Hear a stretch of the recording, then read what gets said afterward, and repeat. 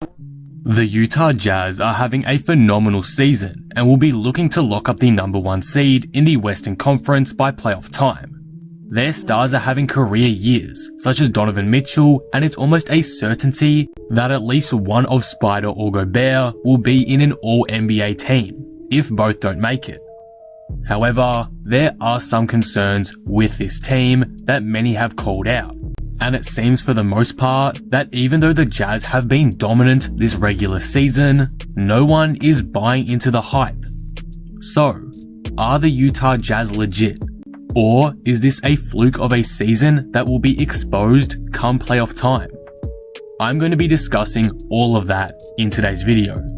If you're new here and enjoy the video, be sure to subscribe for more NBA content like this. I'm trying to hit 16,000 subscribers, so all support would be greatly appreciated. Anyway, with that being said, let's talk about the Utah Jazz. As I mentioned, the Utah Jazz have been great this season. As of when writing, they have a record of 42-15 and are first out west quite comfortably, 1.5 games ahead of the Phoenix Suns. Utah have been a bit wobbly as of late, however, dropping 4 of their last 10 games, but throughout February and March, they looked near unstoppable, dropping only a couple of games here and there in about a 30-game stretch during that time. I think they had multiple 10-game win streaks, which is mightily impressive. Donovan Mitchell has been the leader of this season for the Jazz, having easily a career year as he's increased his efficiency, assist rates, and scoring numbers with increased usage. And even with more touches, he hasn't increased his turnover rate. He's made an underrated leap this season into All-NBA caliber form, and it deserves more love to me, or at the very least, more recognition. Gobert has been fantastic for the Jazz too, and while I personally wouldn't pick him to win Defensive Player of the Year, I don't think there is anyone more important to their team defensively than Gobert is to Utah. When Mitchell went down with an ankle injury the other night against the Pacers, Gobert was the one who kept Utah in the game and eventually got them over the line, not with great offense, but with superb defense and leadership. As a result of these two predominantly, the Jazz is having an unexpectedly great season.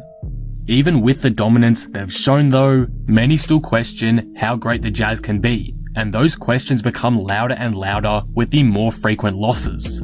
So now, I'm going to look at the positives and potential concerns I've noticed with the Jazz this season, and discuss whether they truly are a contender or a team that maybe isn't as good as their record suggests. First, we'll start with the positives.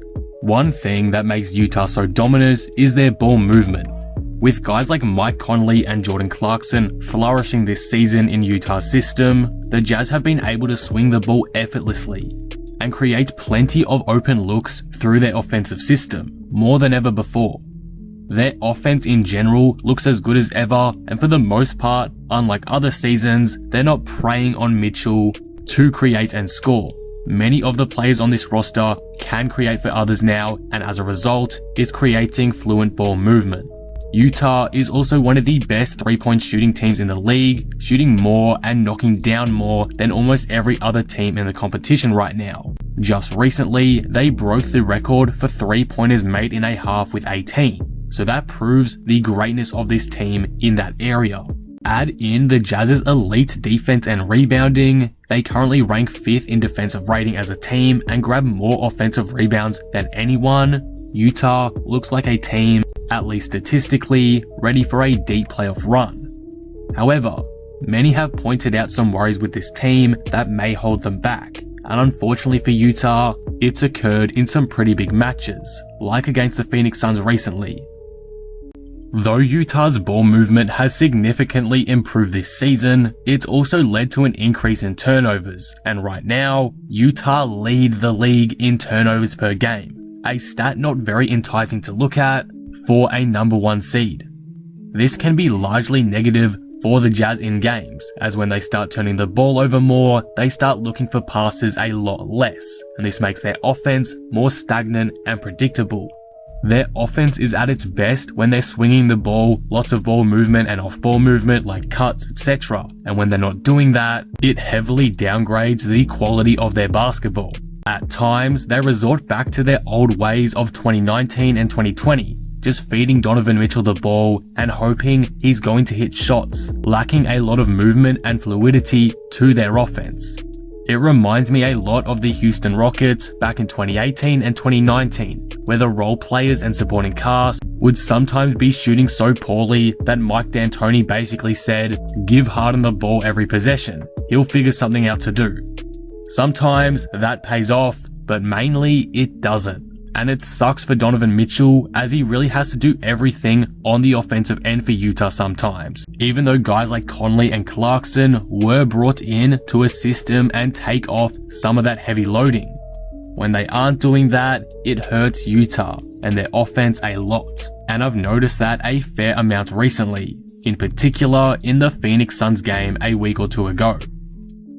But with that being said now, after looking at the Jazz's strengths and concerns, are they legit contenders?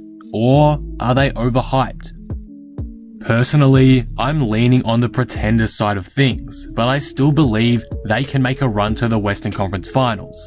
I don't think this team is a flop and will bow out in the first round to some average team. But if their road to the finals is rough and they have to go through a side like the Lakers early on, I think it makes it difficult for them to have major success, because I'll be honest, I just don't trust them yet. I'm not sure why that is, but it just doesn't feel like their games against other top contenders have been overly convincing. They've won 4 and lost 4 against the other top 5 teams out west, so the Nuggets, Suns, Clippers and Lakers, and are 0-3 in their last 3 games against top 5 Western Conference teams.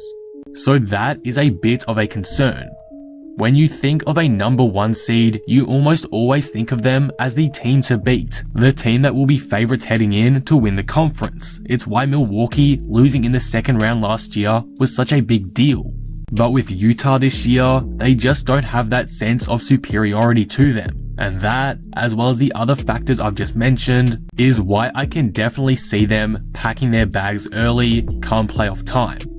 Don't get me wrong, I think Utah can easily be one of the best teams these playoffs and prove everyone wrong, but there's a sense inside of me that they may fall short, and that's backed up by the reasons I previously mentioned. So overall, I have to say that the Jazz are pretenders right now. I want to make this extremely clear though. This does not mean I think they'll be a first round exit or even be bad in any way in the playoffs. I just find it highly unlikely that they'll win the championship this season or even get out of the Western Conference, which obviously isn't common for a number 1 seed. It looks like they may have peaked too early, and that could see them exiting the postseason earlier than expected. We'll have to wait and see though. This is just my opinion, but if what I've seen lately is any sign, I'd have to say I'm less confident in Utah than I am in any other healthy Western Conference contender right now, unfortunately. And that will conclude the video. What do you guys think of this? How far will the Utah Jazz go to you these playoffs? Are they legit contenders to you, or are they pretenders? Let me know all your thoughts down in the comments below. If you enjoyed the video, be sure to drop it a like and subscribe. But with that being said, I am out. Peace.